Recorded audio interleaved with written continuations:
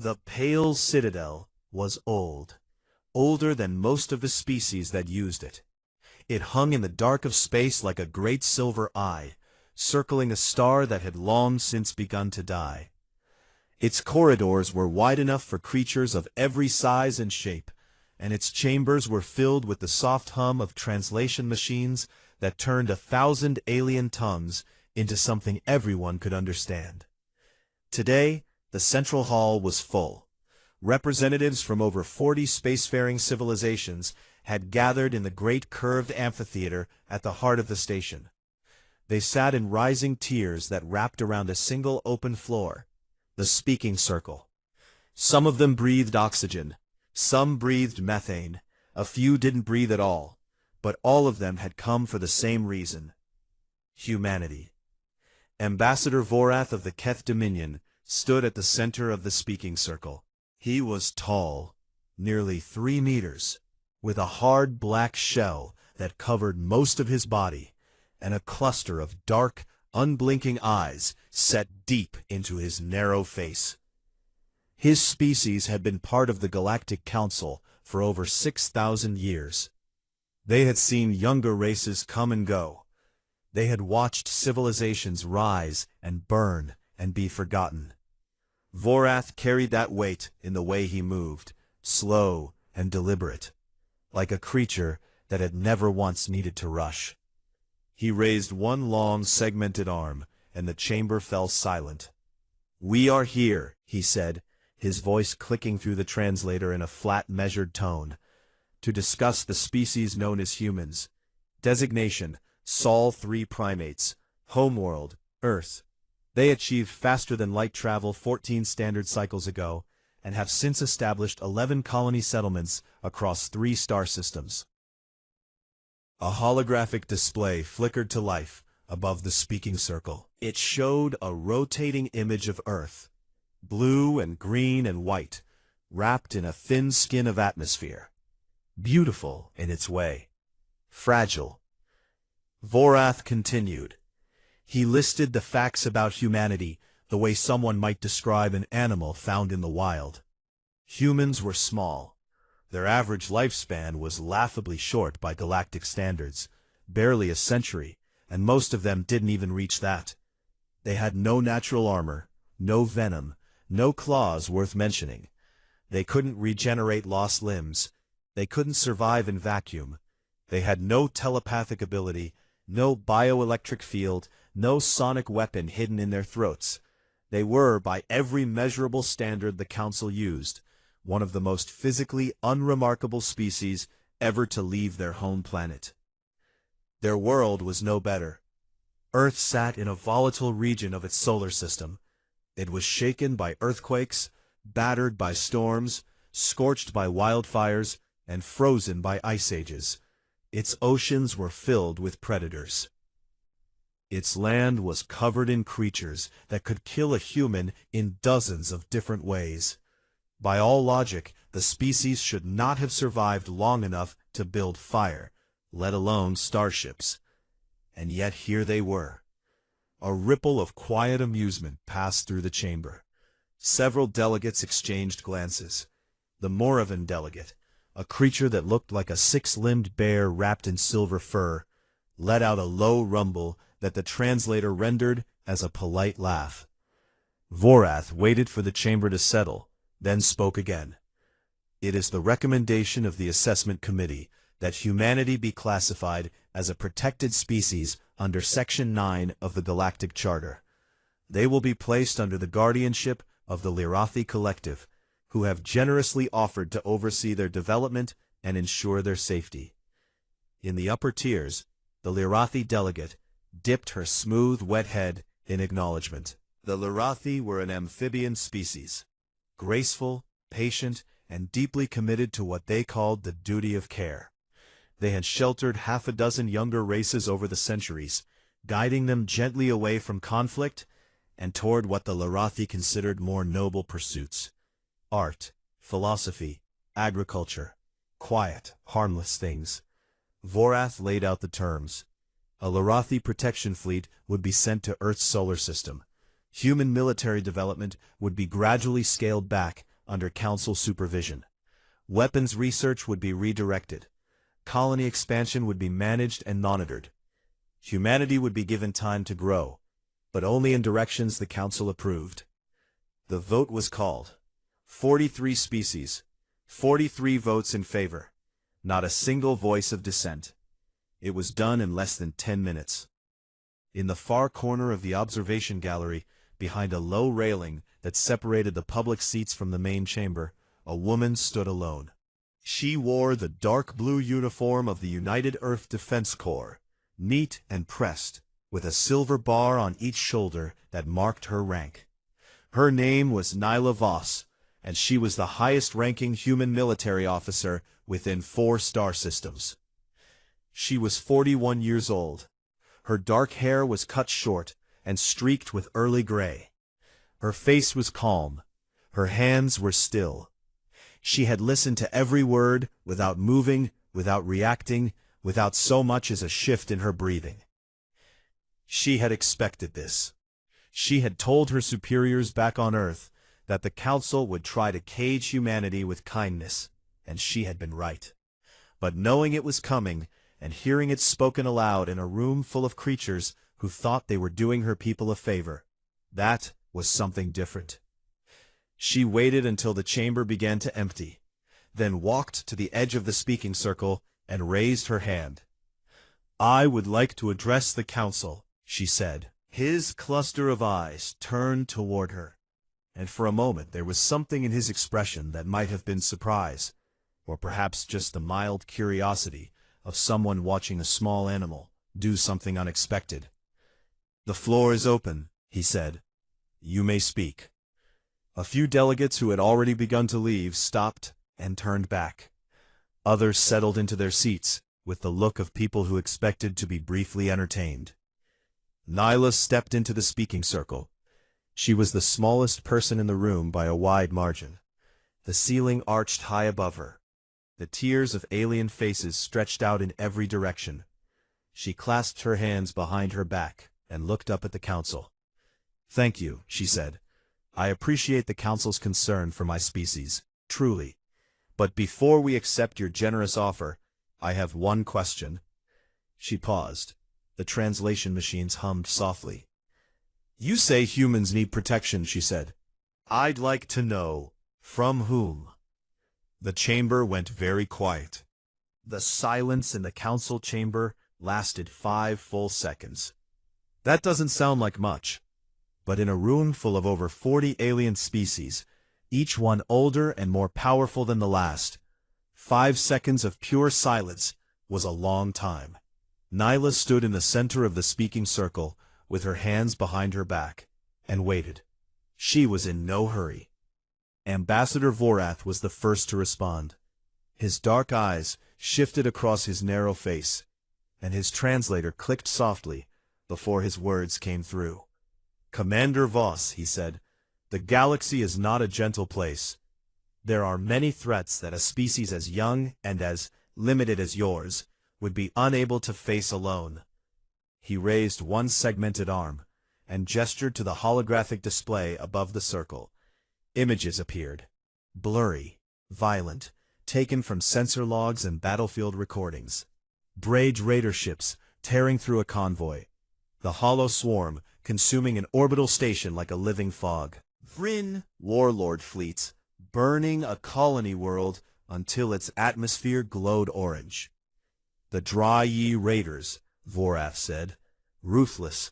They attack without warning and take what they want. The Hollow Swarm, a mindless bioorganic force that cannot be reasoned with. And the warlords of the Vryn Expanse, who respect nothing but strength. Any one of these could wipe your colonies from the map before you had time to send a distress signal." Several delegates nodded. The Moravan representative let out a low grunt of agreement. The Larathi delegate watched with her large, wet eyes, full of what looked very much like pity. Nyla nodded slowly, as if she were considering his words carefully. Then she said, "May I use the display?" Vorath gestured his permission. Nyla pulled a small data chip from her uniform pocket and placed it on the console at the edge of the speaking circle. The holographic display flickered and changed. What appeared was not a star map. It was not a weapons schematic. It was not a fleet deployment. It was a photograph. Old, flat, two-dimensional. It showed a city, or what had once been a city. Every building was flattened. The ground was scorched black. A single concrete dome stood in the distance, half collapsed. The sky was a pale, empty white. "This is a city called Hiroshima," Nyla said. "It was destroyed in a single moment by a weapon my species built 80 years before we left our own planet. One bomb, one flash of light. 80,000 people died in the first second. Thousands more in the days that followed." The chamber was still. She changed the image. Another photograph. A long, muddy field stretching to the horizon, lined with trenches and filled with smoke. Bodies lay in the dirt. This was called the First World War. It lasted 4 years. 20 million dead. We fought it with guns, poison gas, and sharpened metal. And when it was over, we buried our dead, rebuilt our cities, and then 20 years later, we did it again. The second one killed 80 million. She changed the image again, and again, and again. She showed them the fall of empires. She showed them revolutions, and sieges, and last stands. She showed them humans surviving in deserts so hot the sand could burn skin, and winters so cold that blood froze in the veins. She showed them sailors crossing oceans in wooden boats, held together with tar and hope. She showed them climbers standing on the peaks of mountains, where the air was too thin to breathe. She showed them footage from the early space program. Tiny metal capsules launched on top of controlled explosions, carrying people who knew there was a very real chance they would not come back. "We are not a careful species," Nyla said. "We are not a cautious species. We break things, including ourselves. We fight, we bleed, we grieve. And then we get up and we keep going, because that is what humans do. That is all we have ever done." She paused and looked around the chamber.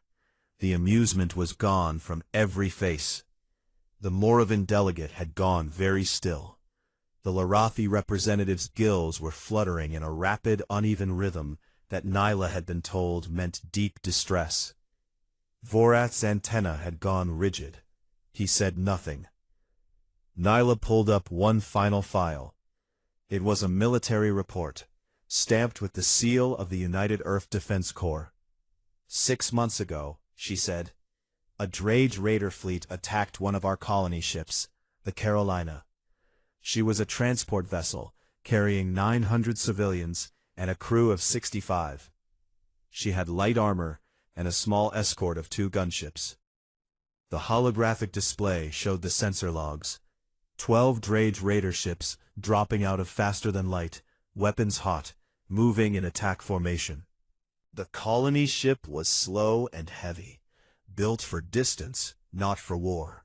The Drage outnumbered our escort 6-1, Nyla said. They hit us hard.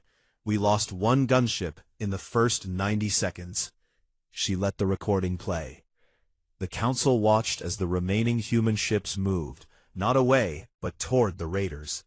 The Carolina herself changed course, turning to put her heavy cargo hull between the civilians and the enemy guns. Her crew vented atmosphere from non-essential compartments to seal breaches while still firing back. 14 crew members died in the first exchange, Nyla said quietly. The rest kept fighting. On the display, the human gunship weaved between the raider ships, drawing fire, forcing them to break formation. The Carolina launched her emergency shuttles, not to evacuate, but loaded with mining charges rigged as warheads. They detonated inside the raider formation. When the recording ended, the Drage fleet was debris. Twisted metal and frozen vapor drifting in the dark.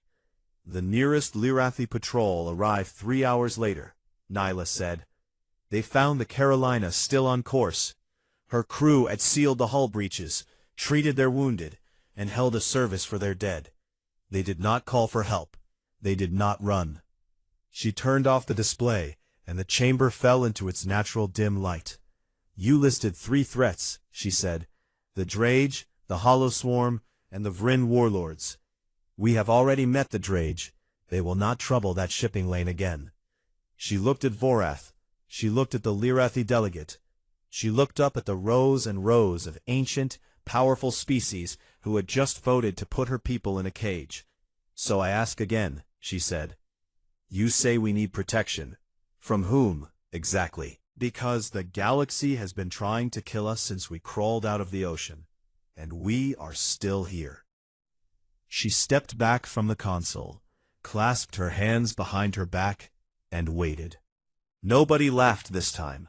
Nobody said a word. The human diplomatic vessel, Steadfast, was small by galactic standards. Most council species built their ships wide and tall, filled with open spaces, gardens, water features, and rooms designed for comfort. Human ships were different. They were tight, efficient, and built by people who understood that space was cold and empty, and did not care whether you lived or died. Nyla walked through the narrow corridor toward the operations room, with her boots clicking against the metal floor. Her speech to the council had bought them time. Not much, but enough. The vote still stood. Humanity was still classified as a protected species, but the council had agreed to a 72-hour review period before the Lyrathi fleet would be dispatched. 72 hours. That was all she had. The operations room was small and square, filled with screens and the quiet hum of processors. 2 people were already inside, waiting for her. Lieutenant Danny Cortez sat at the main terminal, surrounded by 3 floating displays that cast pale blue light across his face. He was 26 years old, lean and dark-haired, with quick eyes that never seemed to stop moving. He had been assigned to Nyla's team as an intelligence analyst, which meant his job was to read things that other people didn't want him to read, and find patterns that other people didn't want him to find. He was very good at it. Dr. Grace Whitfield stood by the window, looking out at the pale citadel with her arms crossed. She was in her mid-50s, tall and steady, with silver-streaked red hair pulled back in a loose knot. She was the Steadfast's chief science officer and cultural liaison, a combination of roles that meant she spent half her time studying alien biology and the other half trying to explain humans to aliens without scaring them. "How did it go?" Danny asked without looking up from his screens. "About how we expected," Nyla said. She sat down at the table and rubbed the bridge of her nose. They listened. They were impressed. They were maybe a little frightened, but the vote didn't change. Grace turned from the window. They won't change it based on one speech, no matter how good it was. These are species that think in centuries. We've been in space for 14 years. To them, we're children throwing a tantrum. "So we need something else," Nyla said. "Danny, tell me you found something." Danny leaned back in his chair and cracked his knuckles. "None of them good." He pulled one of the floating displays around so Nyla and Grace could see it.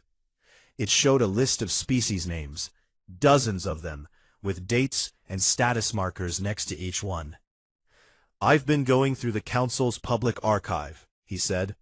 "Not the classified stuff, just the regular filings, meeting minutes, resolution records, census data, trade reports. All of it is open to any council member, but nobody ever reads it because there's about 400 years of it, and most of it is incredibly boring." "But you read it," Nyla said. "I read all of it," Danny said. "And here's what I found." He pointed to the list. In the last 300 years, the Council has classified 9 species as protected under Section 9. 9 species that were told they were too young, too weak, too fragile to take care of themselves. Every single one of them was placed under the guardianship of the Lyrathi Collective. He tapped the screen, and the status markers changed color. Red. All of them. And every single one of them is now completely dependent on the Lyrathi for survival. Their military capabilities were dismantled within 2 generations. Their population growth was managed and reduced. Their colony expansion was frozen. 3 of them no longer have functioning governments of their own. They're administered directly by Larathi oversight councils. Nyla stared at the screen. They were absorbed. Slowly, Danny said, gently, with great care and kindness, but yes, absorbed. Grace walked to the table and sat down. Her expression was the kind of calm that came from long practice at controlling anger. The Larathi aren't evil, she said. I want to be clear about that. They genuinely believe they're helping. Their entire culture is built around the idea that stronger species have a duty to protect weaker ones. They think of it the way a parent thinks of caring for a child. The problem, Danny said, is that the child never grows up. The Larathi don't let them. Nyla was quiet for a long moment. She looked at the list of names on the screen. 9 species, 9 civilizations that had once been independent and were now wards of a kindly empire that would never let them leave. This isn't about protection, she said. No, Grace said, it's about control. But I don't think the council sees it that way. I think most of them genuinely believe they're doing the right thing. Some of them know exactly what they're doing, Danny said. He pulled up another display. I ran the numbers on human development speed compared to every other species in the council's records. It's not even close. The chart showed a curve, a steep, almost vertical line that shot upward, while every other species followed a slow, gentle slope. Humans went from wooden sailing ships to landing on their moon in about 500 years, Danny said. The Keth took 11,000 years to reach the same point. The Larathi took 8,000. The fastest species before us still took 3,000. He looked at Nyla. We're not just fast. We're so fast that we break their models. Their projections can't even predict where we'll be in another century because we don't develop in straight lines. We jump. We skip steps. We make mistakes and somehow turn those mistakes into breakthroughs. Grace nodded. That's what scares them. Not that we're weak. That we're not going to stay weak. Nyla stood up and walked to the window. Outside, the pale citadel hung in the dark, glittering with 1,000 lights from 1,000 different worlds. Somewhere in there, the council was probably already congratulating itself on saving another helpless species from itself. We have 72 hours, she said. Words aren't going to change their minds. They need to see what we are with their own eyes. What are you thinking? Danny asked. Nyla didn't answer right away. She just stood at the window, looking out at the dark, and somewhere deep in the back of her mind, a plan began to take shape. Not a speech, not an argument, but a demonstration that no species in that chamber would ever forget. I'm thinking, she said slowly, that we should be ready for anything. As if the universe had been listening, the station's emergency lights flickered on 3 hours later. The alarm cut through the pale citadel like a knife through still water. It was a sound most of the delegates had never heard before, a deep, pulsing tone that came from the station's oldest systems, built into the walls long before any of them were born. It meant only one thing. Something had torn a hole in subspace, and it was very, very close. Nyla was already moving before the alarm finished its first cycle. She ran through the corridors of the Steadfast with Danny and Grace right behind her. The ship's small bridge was barely big enough for 4 people, but it had everything they needed: sensors, communications, and a weapons console that most diplomatic vessels didn't carry. Danny dropped into the sensor station, and his fingers flew across the controls. What came up on the screen made him stop. "Hollow swarm," he said. His voice was flat and controlled, the way people speak when they are very scared and very trained. I'm reading thousands of individual units pouring out of a subspace rift about 900 kilometers off the station's port side. Nyla looked at the screen. The swarm appeared as a spreading cloud of red dots, growing larger by the second, like blood seeping into water. Each dot was a bioorganic attack drone, A living thing, roughly the size of a small shuttle, with no mind, no fear, and no purpose other than to consume. They ate metal, they ate energy, they ate anything they could attach to. A swarm this size could strip a station to bare framework in hours. "How long until they reach the Citadel?" Nyla asked. "At current speed, 40 minutes, maybe less." Grace was already on the communications console. "The Council is in full panic. The Keth are deploying their warships into a defensive wall around the station. The Lirathi are pulling their transports back behind the perimeter. Everyone else is either running or arguing about who should be running." Nyla watched the tactical display. The Keth warships were forming a rigid line between the station and the swarm, a solid wall of heavy guns and thick armor. It was a textbook formation, the kind of thing that worked very well against an enemy that attacked in straight lines. The hollow swarm did not attack in straight lines. Even as Nyla watched, the cloud of red dots began to shift and spread. It was splitting into dozens of smaller clusters, each one curving in a different direction, feeling for gaps, probing for weak points. The swarm had no brain, but it had instinct. The same kind of blind, relentless instinct that drove a river to find its way around a rock. The Keth wall would hold for a while, but the swarm would find the gaps. And once it got past the line, there would be nothing between it and the station but empty space. Nyla made her decision in 3 seconds. "Danny," she said, "signal the pack." Danny looked at her. There was a brief pause, not hesitation, just a moment of understanding, passing between two people who both knew what was about to happen. "Yes, ma'am," he said. He opened a narrowband channel, encrypted on a frequency the Council didn't monitor, and sent a single coded burst, 6 words. The response came in under a minute. 6 ships, small, fast, and sharp-edged, dropped out of faster-than-light travel at the edge of the system. They were human escort vessels, each crewed by fewer than 40 people. They had been shadowing the Steadfast since it left Earth space, hanging back at a safe distance, just in case. Just in case had arrived. Nyla opened a channel to the escort group. "All ships, this is Commander Voss. We have a hollow swarm bearing on the Pale Citadel. Council defenses are holding, but they won't last. We are going to break that swarm before it reaches the station." A voice came back, calm, steady, a little amused. "Copy that, Commander. What's the plan?" "No wall, no line. We scatter. Run the Larkin pattern. Bait clusters, collapse them into kill zones, and burn them down. Danny will feed you targeting data from the Steadfast. Grace is reading the swarm's movement in real time. Trust the data. Trust each other. Don't be heroes."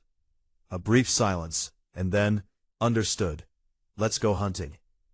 The 6 human ships broke formation and dove into the swarm. The Council fleet watched from behind its defensive wall. What they saw did not make sense to them. The human ships were not fighting the way the Keth fought, holding position, absorbing blows, returning fire in disciplined volleys. The humans moved like nothing the Council had ever seen. They scattered in different directions, each ship moving independently, weaving and rolling through the swarm clusters at speeds that should have been reckless. They drew drones after them, pulling them into tight groups, then turned sharply and opened fire into the bunched mass. When one cluster was destroyed, the ship split apart and did it again, and again, and again. On the Steadfast, Danny was talking non-stop, his voice a steady stream of numbers and coordinates fed to the escort ships through the encrypted channel. Grace sat beside him, watching the swarm's movement patterns on a separate display, calling out shifts and surges before they happened. "Cluster forming at bearing 170, Grace said. 60 units. They're going to try to flank the second ship." "Got it," Danny said. He relayed the data instantly. On the display, the second escort ship, a vessel called the Sparrow, banked hard, dropped below the swarm cluster, and fired upward through its center. The cluster shattered. But the swarm was vast, and it was learning. Not thinking, it couldn't think, but adapting the way a fire adapts to wind. Drones began converging on the human ships in larger groups, moving faster, pressing harder. The escort ship Ridgeline took a direct hit. A swarm drone latched onto its port engine and began tearing through the hull. The ship spun, venting atmosphere, and for a terrible moment it looked like she was going down. Then a second escort, the Wren, came roaring in from below, guns blazing, and blasted the drone off the Ridgeline's hull. The Ridgeline steadied, sealed her breach, and got back in the fight within 90 seconds. It went on like that for over an hour. The human ships took hit after hit. Armor plates were torn away. Compartments were breached. Crew members were hurt. 17 people died, crushed by collapsing bulkheads, burned by ruptured power lines, pulled into the void through cracks in the hull. And still the humans fought. On the Steadfast, Nyla gripped the edge of her console as the ship rocked from a near miss. Her shoulder hit the wall hard enough to leave a bruise along her jaw, but she didn't make a sound. She just steadied herself and kept calling orders. Slowly, the red cloud on the tactical display began to thin. The swarm was breaking. Clusters of drones peeled away from the main body and scattered back toward the subspace rift, retreating into the dark place they had come from. Without enough numbers to overwhelm, their instinct turned from hunger to survival.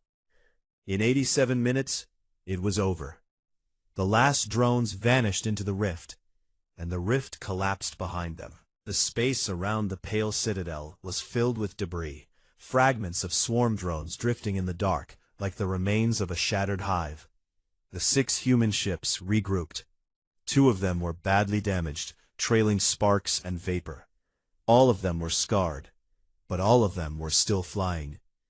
The Keth defensive wall had not fired a single shot.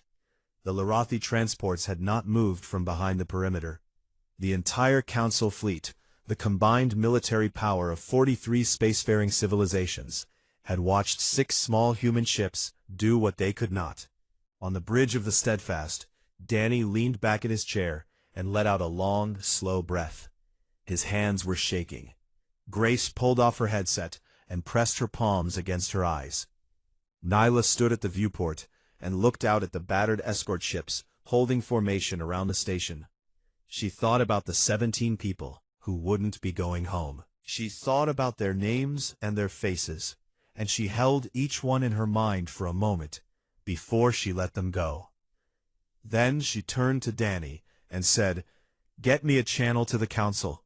I'd like to address them again tomorrow." Danny managed a tired smile. "I don't think they're going to say no this time." The Council chamber looked different the next morning. The lights were the same. The tiers of seats still rose in great curves around the speaking circle. The translation machines still hummed their quiet hum. But something had changed in the air. Something that had nothing to do with temperature or atmosphere filters. It was the silence. When Nyla had first walked into this room 2 days ago, the silence had been the kind that came from boredom, from polite indifference, from 43 species looking down at a small creature and waiting to be mildly entertained. That silence had been soft and careless and full of certainty. This silence was different. This silence was heavy. This silence paid attention. The seats were full. Every delegate had come. Nyla noticed that several of them had brought additional advisors and military observers. Officers in uniform, analysts with data pads, strategists who watched with sharp, careful eyes. They had come to study her, to understand what they had seen. Nyla walked into the speaking circle alone. She looked tired. She had not slept. There was a dark bruise along the left side of her jaw, from where the bulkhead had caught her during the battle, and she hadn't bothered to treat it. Her uniform was clean and pressed. She had made sure of that. But the fatigue was in her eyes, and in the way she held herself, straight-backed but heavy, like a person carrying something they couldn't set down. She looked up at the Council and began to speak. "Yesterday," she said, "a hollow swarm emerged near this station. By the time your defensive fleet was in position, the swarm had already begun to split and probe for weaknesses. If it had reached the citadel, conservative estimates suggest it would have breached the outer hull within 20 minutes and reached the populated sections within an hour. Nobody disagreed. 6 human escort ships engaged the swarm.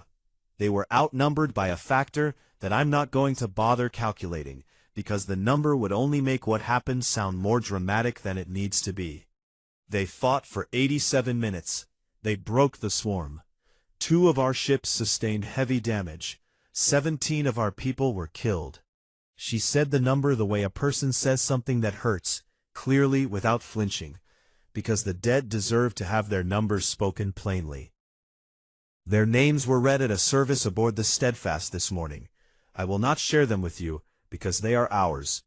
But I will tell you that the youngest was 22 years old, and the oldest was 51, and every one of them knew what they were flying into, and not one of them turned away. The chamber was absolutely still. Nyla took a breath and continued. I did not come here to gloat. I did not come here to threaten you, or to prove that humans are stronger than you thought. Strength is not the point. The point is that 2 days ago, this council voted to put my species in a cage. A comfortable cage, a well-meaning cage, but a cage. You looked at us, and saw something small and soft and breakable. And you decided that the kindest thing to do was to wrap us in cotton, and make sure we never had the chance to hurt ourselves. She looked at the Larathi delegate. The amphibian woman sat very still, her large dark eyes glistening, her gills barely moving. I know your intentions were good, Nyla said to her, quietly. I believe that. But good intentions do not make a cage into a home. She turned back to the full chamber. Humanity does not want war with anyone in this room. I need you to understand that. We are tired of fighting. We have been fighting since before we had language. Fighting the cold, fighting hunger, fighting each other. We know the cost of violence better than any species here, because we have paid it over and over again, in ways that would horrify you if I had time to show you all of them. Her voice was steady, but there was something underneath it. Not anger, not pride, but a kind of grief that came from knowing too much about what her own species was capable of. But we will not accept protection that comes with a leash, she said. We will not let our children grow up in a galaxy that has already decided what they're allowed to become. We will not hand our future to someone else, no matter how kind they are, because we have learned the hard way, over thousands of years, that the only people who can be trusted with humanity's future are humans. She let that settle. Then she straightened her shoulders and her voice changed, still calm, still measured, but with the clear, firm tone of someone making an offer. I am proposing a counteroffer. Humanity will join this council, not as a protected species, but as a full member, with an independent military, an independent government, and the right to expand and develop as we see fit. A murmur passed through the chamber. Nyla raised her hand, and it died. In exchange, we will sign mutual defense agreements with any species that wants one. If you are attacked, we will come. Not because you asked us to, not because a treaty requires it, but because that is what we do. We run toward the fire. It is in our nature, and you saw that yesterday. She paused. We will also share our combat doctrines, our tactics, our strategies, our approach to warfare, with any species that asks. We don't hoard knowledge. We never have. If our way of fighting can help protect the species in this room that truly cannot protect themselves, then we will teach them freely. But we will not cage them either. We will not manage their growth or limit their development, or decide for them what kind of civilization they should become. We will stand beside them, not above them. That is the difference between protection and guardianship, and it matters. She stopped speaking and stood in the silence she had made. Ambassador Vorath was the first to respond. He rose slowly from his seat, his dark shell catching the light, his cluster of eyes fixed on Nyla. "Commander Voss," he said, "you ask us to accept your species as equals when you have been in space for barely a generation. You ask us to trust a people who, by your own admission, have spent most of their history trying to destroy each other. Why should we believe that you will not turn that violence outward?" Nyla looked at him. She had thought about how to answer it for a long time. Not just since she came aboard this station, but for years. Ever since she first looked up at the stars and realized that someday, someone out there was going to ask humanity to explain itself. "We don't ask you to trust us," she said. "We ask you to watch us. Closely, carefully, for as long as you need to." She took a step forward. "Every good thing humanity has ever built, every peace treaty, every alliance, every hospital, every school, every moment of mercy, was built by people who knew exactly how terrible they could be. We don't have the luxury of innocence. We know what lives inside us. We have seen it, we have done it, and we chose, again and again, to be better." Her voice softened. "That choice is the only thing I can offer you. Not a guarantee, not a promise that we will never fail, just the knowledge that we see ourselves clearly, and we keep choosing anyway." The chamber was silent for a very long time. Then the Moravian delegate, the great silver-furred creature who had laughed at humanity 2 days ago, rose from his seat and spoke a single word that the translator rendered as, "Yes." The Kef delegate rose. "Yes." One by one they stood. Not all of them, not every species. Some remained seated, their faces unreadable, their doubts still heavy. But enough of them stood. More than enough. The vote passed. Humanity joined the Galactic Council as its youngest full member. Nyla walked out of the chamber on steady legs, though her hands were trembling inside her pockets. Danny fell into step beside her in the corridor, and for a while they walked in silence. "Do you think they actually believe we come in peace?" Danny asked. Nyla allowed herself a small, tired smile, the first real smile she had worn in days. "It doesn't matter what they believe," she said. "What matters is that they'll never make the mistake of thinking we're helpless." They reached the viewport at the end of the corridor and stopped.